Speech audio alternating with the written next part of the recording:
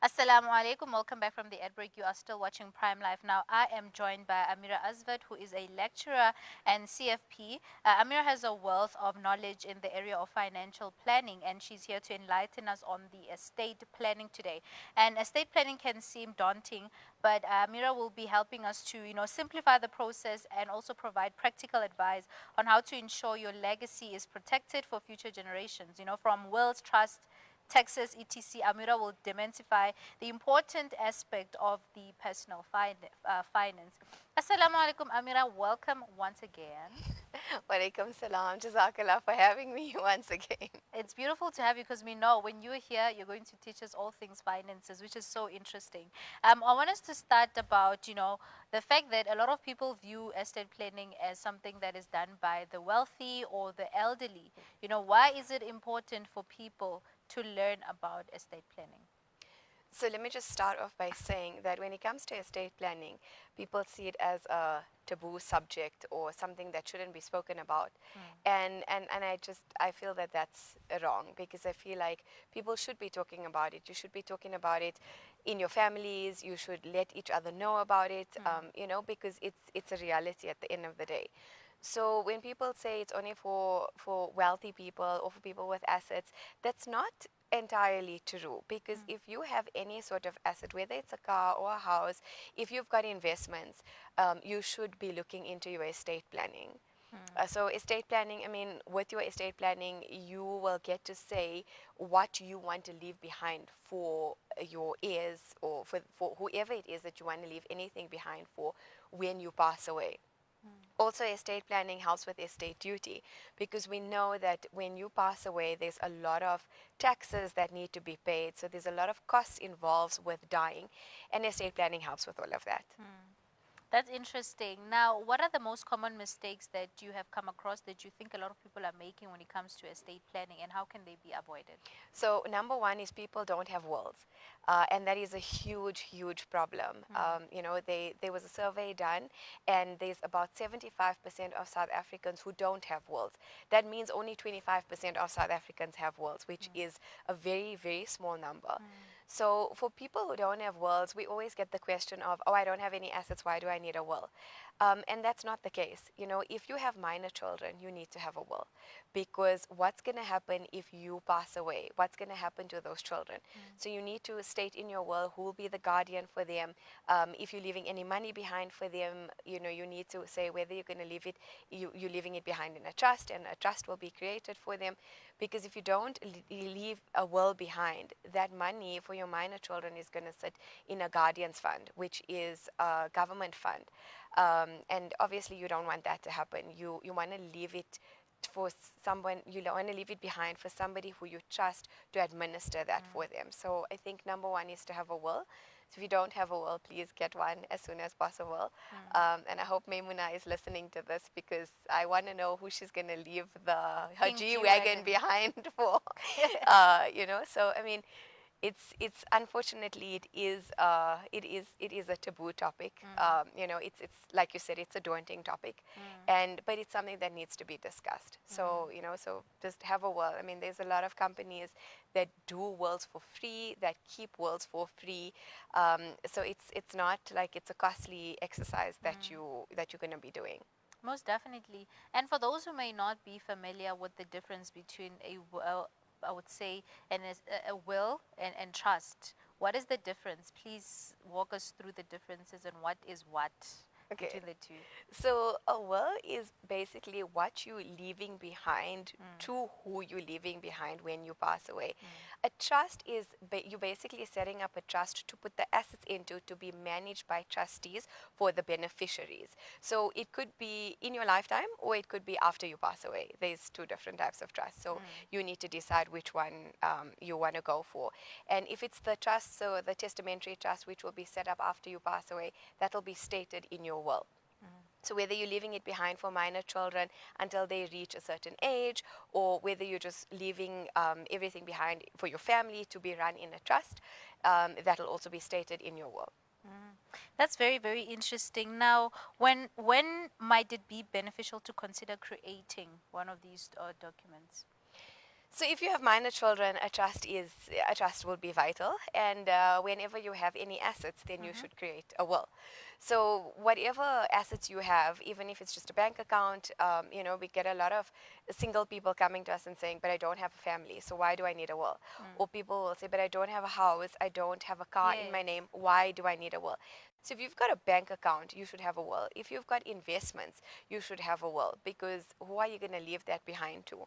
Obviously, there's a lot of Muslim people that go the Sharia world route, Yes. and there's a lot of people that don't. And at the end of the day, it's up to that person. But for the people who go the Sharia route, obviously that's explained according to Sharia. And then for the people who have normal wills, that's where you decide who you're leaving what to. If you don't have a will and you pass away, because we live in South Africa, it will follow the law of intestate succession. So there's specific laws into how your assets will be divided and who it will be divided to. So it will first look to see if you've got a spouse, if you've got children, if you've got parents, if you've got siblings, and so on and so forth.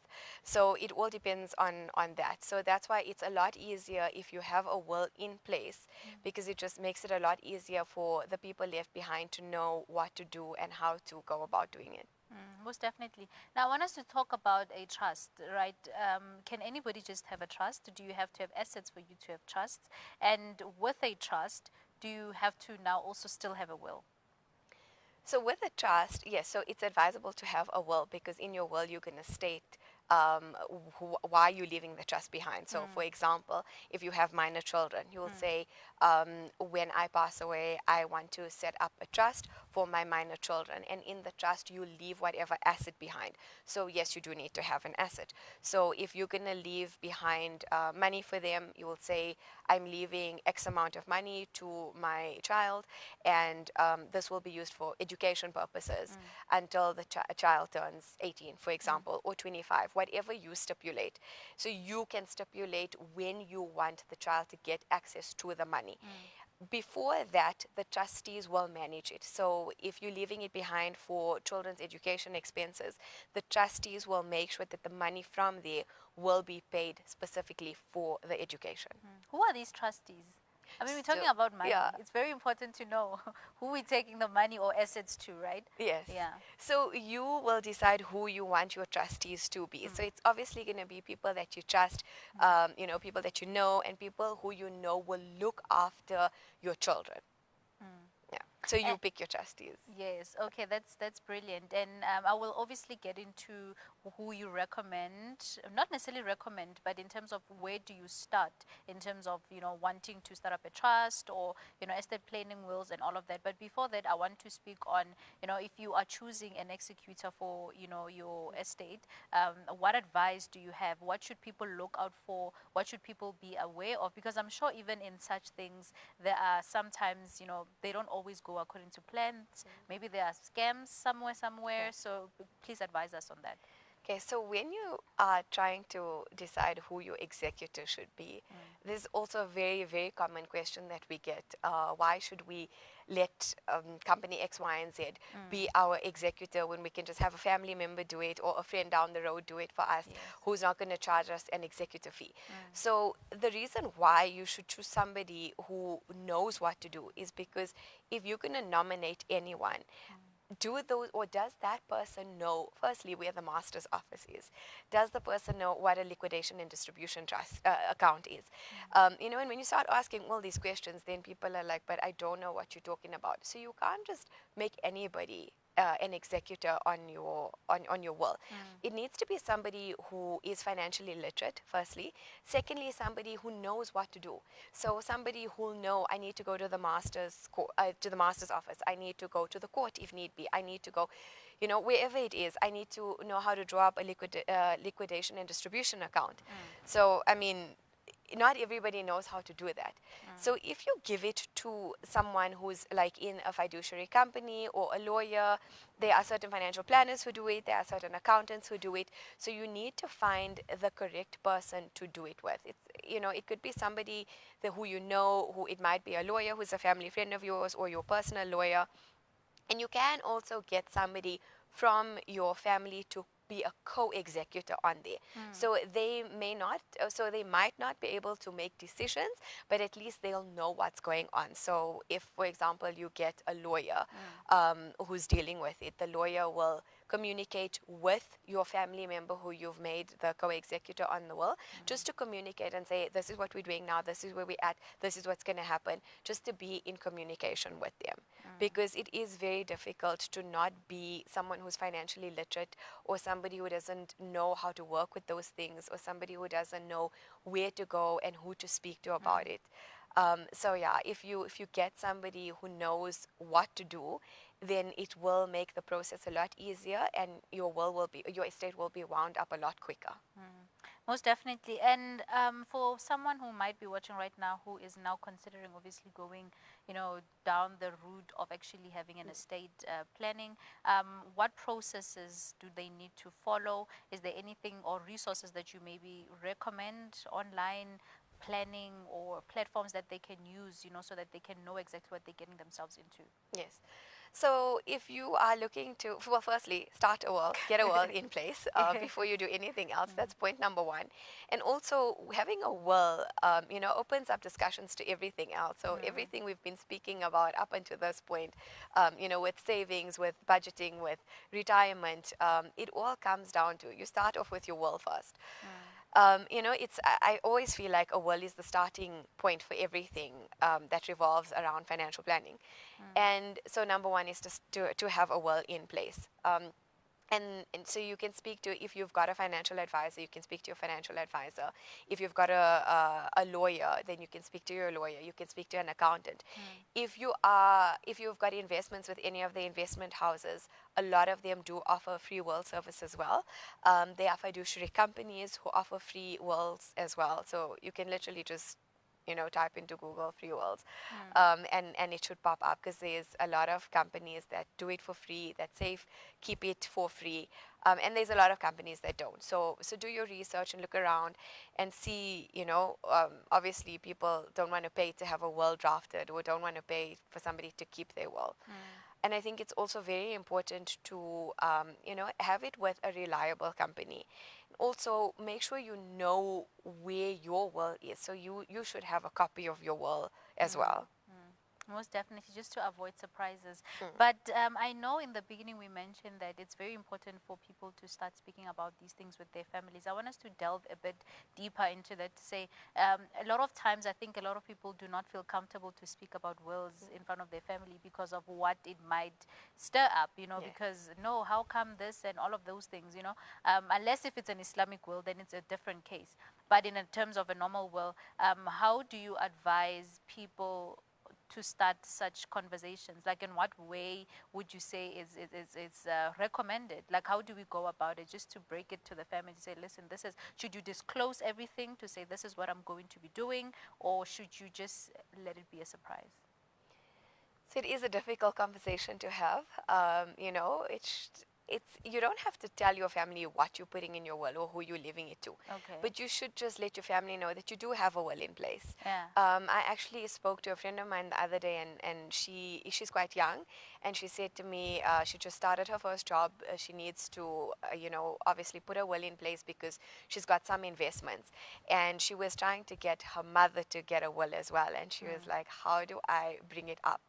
And she said it was an easy conversation to have. She just said to her mom the one day, they were just chatting about something, and she said it was a calm setting, and she just said to her, oh, by the way, I met with a consultant, and I've drafted my will. And it was such a quick and easy process, and it's done now, and so if I do pass away, I do have a will with this company, and here's their contact details. And then she said, her mom started asking questions about it and whatever, and now her mom has got her will done. So it's just, I mean, obviously, pick the right time. Don't speak to your family when they're in a bad mood, or Yeah. if they've had a bad day. Let it be a peaceful and a calm setting, and just casually bring it up and say that you've done your will, or you're looking to do your will, and you feel that they should do the same. Also, I don't think it has to be a hectic conversation. It's just like you said, by the way, I did one, two, and three, just to let them know that there is Yes. a will in place and you have your things organized, so that the day you do pass on, it's not a surprise as to, oh, what did she do? At least Yes. they know, and they see it coming. Now, just to close off the conversation, given the rapid I mean, the whole thing on finances and personal finances is growing rapidly, and people are trying to organize themselves and be financially literate.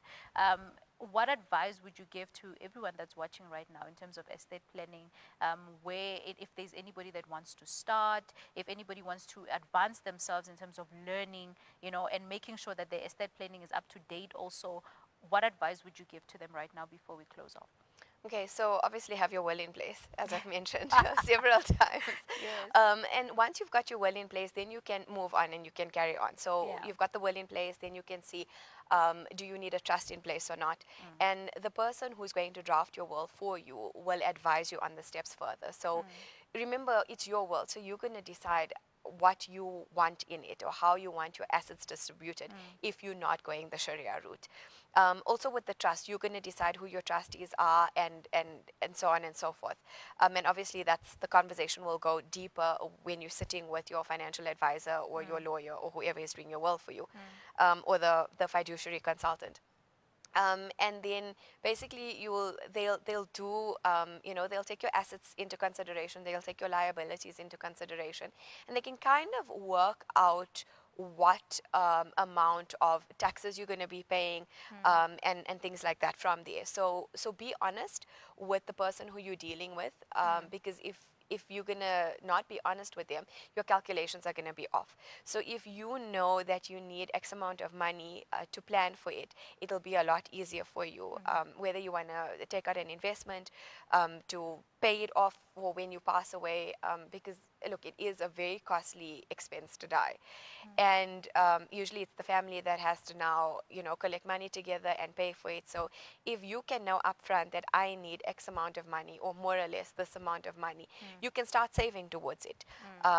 So with all of that being said, um, that's a conversation that's going to obviously go deep when you're sitting and talking to your financial advisor about it. And then also another very, very important point that I want to bring up is to have what we call a life file.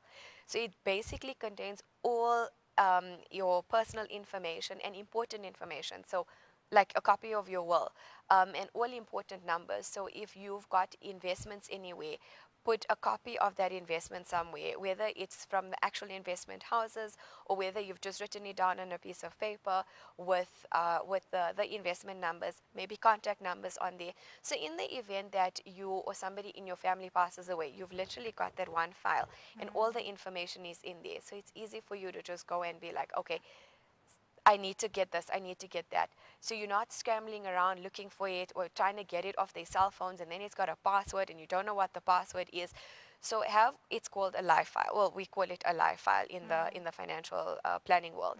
Just put all information in there. So if you've got a bond in your house, put the papers in there. If you got car finance, put that in there. Anything information. We also advise people to put in copies of their IDs, put in copies of their kids' birth certificates. So at any point, if somebody needs that information, it's all in one file. You're not like scrambling around looking for it. Because when people pass away, I mean, it's like a frenzy. You can't find anything, you can't think straight. And it really does become very, very challenging at that point. So if you have everything in a file, and our live file stays here, when the time comes, you know exactly where it is, and you'll know exactly where to get all of the information. I mean, that's such valuable information that you just provided us. I learned something called, having a life file. And I think it's so, so important to have it. Like you said, a lot of times when people pass away, we don't even know where to start, because I don't even know what you had. So a lot of people do things privately. But at least if I know that you have a life file that I can always refer back to, and it makes the whole process of everything and sorting everything out much quicker. So, Jazakallah so much much for joining us, and I really, really hope we would have more time. But inshallah, we'll have you back again just so that you can educate us further on such important discussions. Jazakallah so much. I mean, Jazakallah to you too. And yeah, I'm really glad that I can do this, Alhamdulillah. You know, I've always been very, very passionate about financial literacy. And I think more so after my daddy passed away, because like, Alhamdulillah, I knew what to do. So it was easy for me to be able to get things rolling, to help my mommy. And there were people that came to us and said, you know, like, you're so lucky you know what to do, because we were in the same boat at one point and we had no clue what to do. So if I can help one person, then I'll be very happy. Most importantly, I mean, that's a very important role that you're playing. So, Jazakallah so much, Amira. And we do look forward to hosting you more often on Prime Live Views at Home. This was such an amazing conversation that I was just having with Amira Asvat, and we learned all things that have to do with estate planning, trust, and wills. We didn't get, obviously, into details, but this was probing you to go and do your research and do the right thing, get, information on how you can go about it if you do not have a will, if you do not even know what a trust is or estate planning. But without wasting any time, we will head over to a quick break. We still have more on the show, so stay tuned.